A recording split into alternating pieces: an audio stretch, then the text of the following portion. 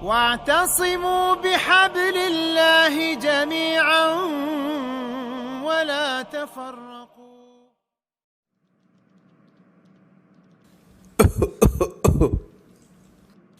کیا ہوا عبد الرحمن، اتنا کھانس کیوں رہے ہو؟ لگتا ہے کورونا وائرس ہو گیا ہے مجھے. پتہ نہیں زندہ بچوں گا بھی یا نہیں. پتہ نہیں کیا ہوگا میرا. ایسا کیوں کہہ رہے ہو تم؟ ایسی باتیں نہیں کرتے ہیں. اور کیا کہوں یار عبداللہ، سنا ہے جس کو بھی کورونا وائرس لگ رہا ہے وہ زندہ نہیں بچ رہا ہے.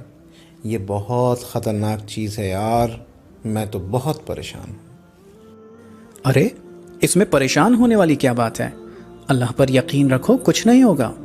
اس اللہ پر جس نے ابراہیم علیہ السلام کے لیے آگ کو ٹھنڈا کر دیا، یعنی آگ جیسی خطرناک چیز ان کا کچھ نہ بگاڑ سکی.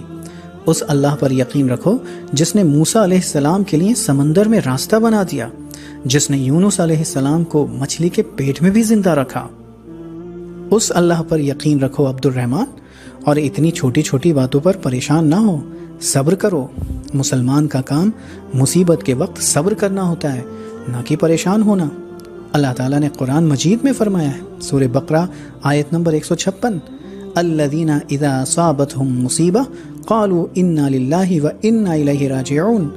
اللہ تعالیٰ نے اس آیت میں ایمان والوں کی ایک پہچان بتائی کہ جب ان پر کوئی مصیبت آتی ہے تو وہ کہتے ہیں کہ بے شک ہم اللہ کے لیے ہیں اور اس کی ہی طرف ہم پلٹ کر جانے والے ہیں. ایمان والے اس طرح کی بات نہیں کرتے کہ ہائے اب میرا کیا ہوگا. سمجھے عبد الرحمن؟ ہاں صحیح کہا تم نے. یہ تو واقعی بہت غور کرنے والی بات ہے. لیکن پھر آج کا مسلمان کورونا وائرس کو لے کر اتنا پریشان کیوں ہے؟ کیونکہ آج کے مسلمان کا ایمان بہت کمزور ہو گیا ہے. ہر چیز سے آج مسلمان ڈرنے لگا ہے سوائے اللہ کے. اگر اس بات پر ہمارا ایمان مضبوط ہوتا کہ کوئی بھی چیز اللہ کے حکم کے بغیر ہمیں نقصان نہیں پہنچا سکتی تو ہم اتنا نہیں ڈرتے. ان ینصرکم اللہ فلا غالب لکم، یعنی اگر اللہ تمہاری مدد کرے تو تم پر کوئی بھی چیز غالب نہیں آ سکتی، یعنی تمہیں کوئی بھی چیز نقصان نہیں پہنچا سکتی. لیکن ایک بات یاد رکھنا کہ اللہ کی مدد آتی ہے ایمان کی بنیاد پر.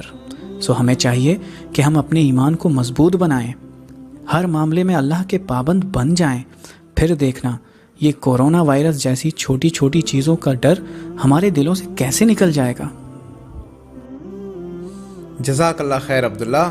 واقعی تم نے بہت اچھی طرح میرے دل سے اس کورونا وائرس کا ڈر نکال دیا. شاید اسی وجہ سے لوگ تمہیں جینیس کہتے ہیں.